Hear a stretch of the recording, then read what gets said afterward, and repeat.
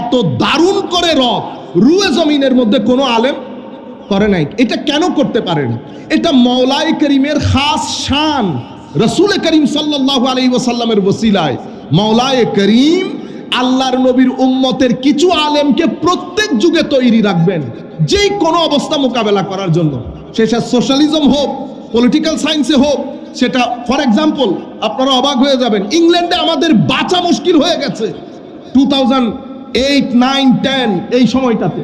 আমরা দোকানে যেতে পারতাম না, আমরা মনে হতো যেন ওরা আমাদেরকে টেরোরিস্ট মনে করতেছে। আপনারা জানেন আমরা রাস্তায় হাঁটতে পারতাম না। আপনি বাংলাদেশের ভূখণ্ডে বসে এটা বুঝতে পারবেন কোনোদিন? অবস্থা এত সিরিয়াস হয়ে গেছে। বিভিন্ন শহরের মধ্যে মুসলমানদের মহিলারা যারা স্কুলে ছেলেদেরকে ড্রপ করতে যেত তাদের উপর অত্যাচার শুরু হয়েছে। কথা একটাই, মুসলমানরা টেরোরিস্ট। সেই সময় উনি টেরোরিজমের উপর ফতোয়া লিখেন, বিশ্বের প্রথম স্কলার। এর আগেও লিখেছেন অনেকেই, ফতোয়া যার যার মতো করে দিয়েছেন, কিন্তু ফতোয়াটা যেই আন্দাজে যেই জায়গায় হওয়ার কথা সেটা হচ্ছিল না। 600 পৃষ্ঠার ফতোয়া লিখলেন খারেজিয়তের উপরে। সেই ফতোয়াকে উনি প্রথম লন্ডনের মধ্যে লঞ্চ করলেন, বিবিসি, CNN সমস্ত সাংবাদিকদেরকে ডেকে। আরেক ভদ্রলোক সেকুলার, কিছুদিন আগে মারা গেছে পাকিস্তান, উনি বলেছিলেন সুন্নতে রাসূলের কোনো আইনগত ভিত্তি নাই, ইসলামী শরীয়তে হাদিসের কোনো আইনগত ভিত্তি নাই। তারা নিজেদেরকে আহলুল কোরআন বলে দাবি করে। তো এখন পর্যন্ত বাংলাদেশে এটার সংখ্যা দিন দিন বেড়ে যাচ্ছে। কেন? কারণ হচ্ছে আহলুল কোরআন হলে আর নামাজ দোয়া পড়তে হয় না। কেন? ইসলামকে আপনি একেবারে আপনার মতো করে করতে পারবেন। কারণ সালাত কি? সালাত মানে দোয়া। তো দোয়া মানি কবস রাস্তায় হাঁটবেন, আল্লাহর দরবারে দোয়া করবেন, হয়ে গেছে। সুন্নতে রাসূলের মধ্যে তো কষ্ট আছে। ফজর উঠে নামাজ পড়ো, ফজরের সময় নামাজ পড়ো, পকেটে যা আছে নিজের জন্য রেখে বাকি মানুষেরকে দিয়ে দাও, জবান হেফাজত করো, অনেক কিছু। তো সুন্নতে রাসূল বাদ দিলে দিন ইজি হয়ে যায়। হজ এত টাকা খরচ করে, এত শক্তি সামর্থ্য অনেক কিছু খরচ করে হজে যেতে হচ্ছে না। তো হজ মানে কি? হজ মানে হচ্ছে আল্লাহর সন্তুষ্টির জন্য নিয়ত করা। করে ফেলছি তো, বুঝছেন না? এটা আমি এমনিতে জাস্ট আপনাদেরকে কিছু ইন্টারেস্টিং ওদের বিষয়গুলো জানাচ্ছি। তো উনি বলেছেন আইনগত ভিত্তি নাই। এই তাহেরুল কাদরি কত ঘন্টা? প্রায় 120 ঘন্টার খিতাব করেছে হুজ্জিয়তে সুন্নাহ, রাসূল পাক সাল্লাল্লাহু আলাইহি ওয়াসাল্লামের সুন্নতের হুজ্জিয়তের দিক থেকে, অথরিটির দিক থেকে ঠিক কোরআনের মতো। এই বিষয়ের উপর গত 1200 বছরের উম্মতের কথা তুলে ধরে 120 থেকে 25 ঘন্টার খিতাব করেছে। আমি জাস্ট কিছু চিদা জিনিস আপনাদেরকে বলছি। পাকিস্তানে প্রতি 100 বছর পরে পাকিস্তানের লয়ারদের একটা সংঘ আছে, সেই সংঘের মাধ্যমে প্রতি 100 বছর পরে তারা একটা খিতাবের আয়োজন করে মডার্ন বিষয়গুলোকে ডিল করার জন্য। 10টা বক্তব্য। এটা পাকিস্তানের বিখ্যাত স্কলার প্রতি শতাব্দীতে সবাই করেছে। তাহেরুল কাদরির বয়সে এসে, তাহেরুল কাদরির বয়স কত হবে তখন? 32 থেকে 35 বছরে তাহেরুল কাদরি 12টা যেই খিতাব করেছে, আধুনিক বিজ্ঞান, অর্থনীতি, সমাজনীতি এবং ইসলাম, এগুলো আপনি যদি দেখেন মনে হবে মওলাই করিম বুদই শুধু বালতি দিয়ে দিয়ে ঢেলেছেন এই ব্যক্তির সিনার মধ্যে এলম। 10টা খিতাব। এর পরবর্তীতে আমি সংক্ষিপ্ত করে বলছি, এর পরবর্তীতে এই ভদ্রলোক আমাদের কিছুদিন আগে মারা গেছেন, তাও পাকিস্তানের। উনি বলেছেন হযরতে আলী রাদিয়াল্লাহু তাআলা আনহু মদ্যপ অবস্থায় নামাজ পড়েছেন। এই ব্যাকগ্রাউন্ডকে কেন্দ্র করে কুল ইয়া আইয়ুহাল কাফিরুন নাজিল হয়েছে। এটা এখন আমরাও বলি, খারেজিয়তের পানি আমাদের ভিতরেও ঢুকে গেছে। উনি তখন ওনার ছেলের বিয়ে হচ্ছে, সবাই এসে ভিডিও দেখাই যে হুজুর অমুক এই কথা বলছে, কালকে বক্তব্যের আয়োজন করো।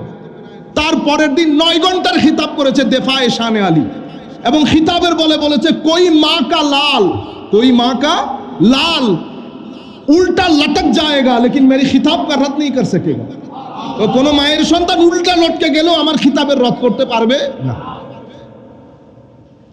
পাকিস্তানের, আমাদের ইংল্যান্ডের মধ্যে পাকিস্তানের কিছু আলেম, শিয়াদের একটা বড় হচ্ছে, তারা হযরতে ফারুক আজম এবং আবু বকর সিদ্দিক রাদিয়াল্লাহু তাআলা আনহুর ব্যাপারে এক্সট্রিমিস্ট যারা, সব শিয়ারা যে এরকম তা না, এক্সট্রিমিস্ট যারা অসম্ভব বাজে বাজে কথা বলে, যেটা আপনি কল্পনাও করতে পারবেন না সাহাবায়ে কেরামের শানে, উম্মাহাতুল মুমিনিনের শানে, তারা বিয়াদবি এক বাজার গরম করেছে। সবাই আহলুস সুন্নাত ওয়াল জামাতের উলামা, বড় বড় আলেম ইংল্যান্ডের মধ্যে, সবাই যার যার মতো করে চেষ্টা করেছে। কিন্তু এই আপনারা দেখছেন না আমরা কিভাবে কথা বলি, আমাদের উলামায়ে কেরাম, আচ্ছা ওই হ্রদ দিয়ে পানি গলবে? সবাই সম্মিলিতভাবে লন্ডনের মধ্যে চিঠি লিখে, কানাডার মধ্যে চিঠি লিখেছে, আপনি আলী রাদিয়াল্লাহু তাআলা আনহুর শানে বেয়াদবি হওয়ার কারণে 9 ঘন্টার খিতাব করেছেন। এই দেখেন শিয়ারা কি বলে ফারুক আজম এবং উমর ফারুক এবং আবু বকর সিদ্দিক রাদিয়াল্লাহু তাআলা আনহুর শানে।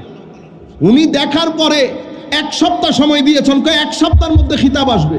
কয় ঘন্টার খিতাব করেছে জানেন? আমি রেকর্ডিং এ ছিলাম, রেকর্ডিং হয়েছে প্রায় 100 ঘন্টার উপরে, সেটাকে এডিট করে আনা হয়েছে প্রায় 79 ঘন্টার খিতাব।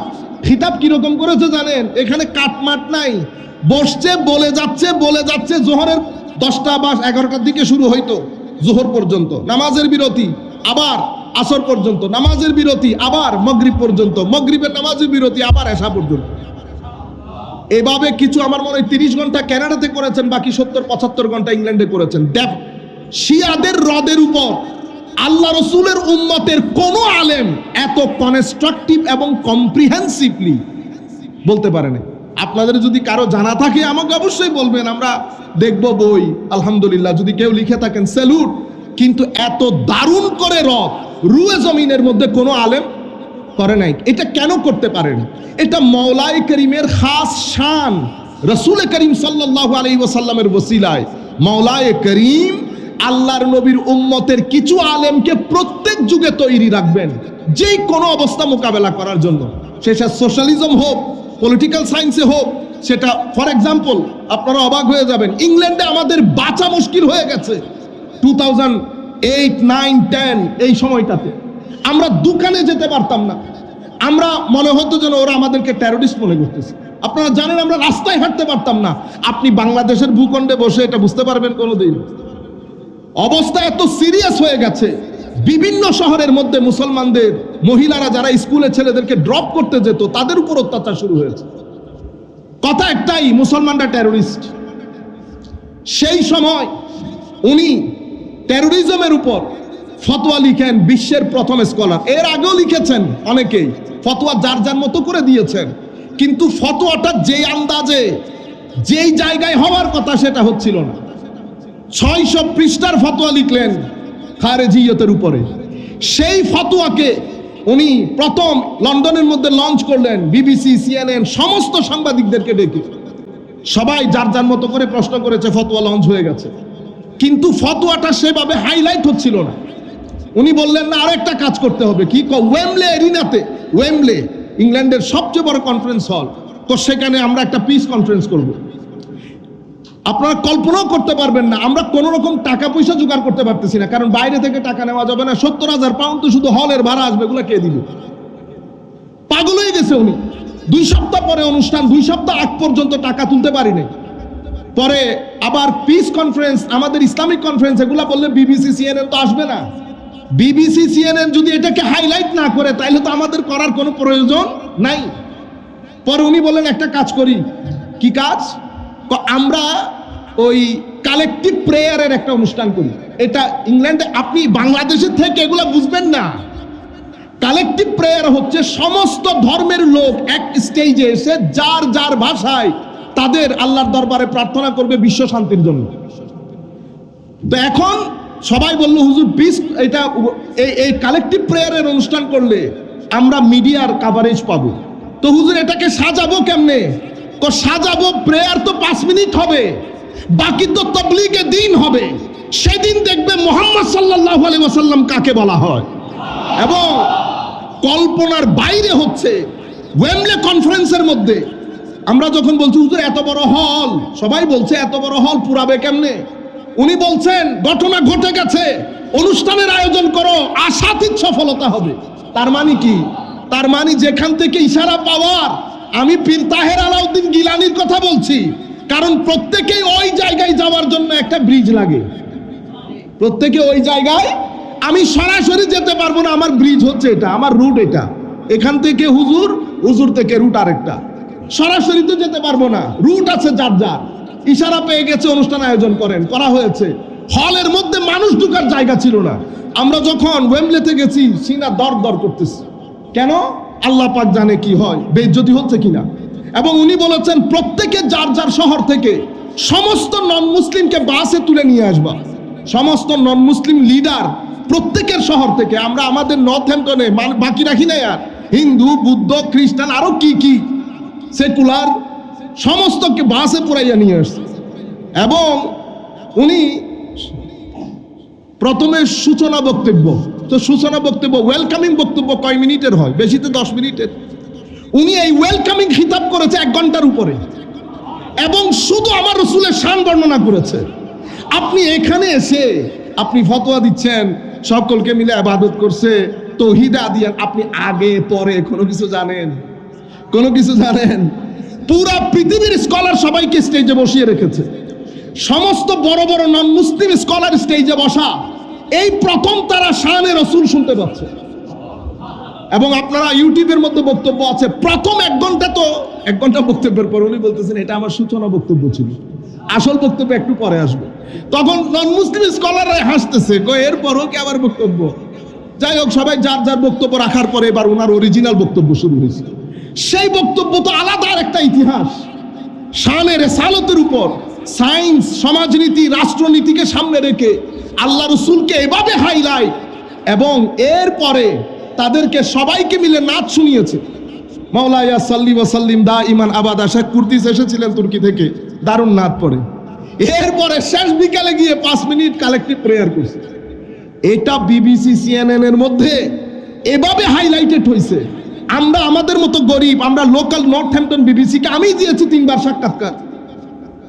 পুরা আমাদের অবস্থা আস্তে আস্তে আস্তে, তখন আমরা একটা পয়েন্ট পেয়েছি যে আমরা মুসলমান, সব মুসলমান এক ধরনের না, আমরা টেরোরিস্ট না, আমাদের মধ্যে তোমাদের মধ্যে কিছু আছে, কিন্তু অরিজিনাল মুসলিম শান্তিপ্রিয়। বিবিসি, সিএনএন এর মধ্যে ধারাবাহিকভাবে এটার উপর হাইলাইট করা হয়েছে, এবং উম্মতে মুসলিমার উপর একটা বড় এহসান হয়েছে। সেই তাহেরুল কাদরি যার সিনা থেকে ফেজ পেয়েছেন, হুজুরও সেই সিনার ফেজ প্রাপ্ত, হুজুরও সেই সিনার ফেজ প্রাপ্ত।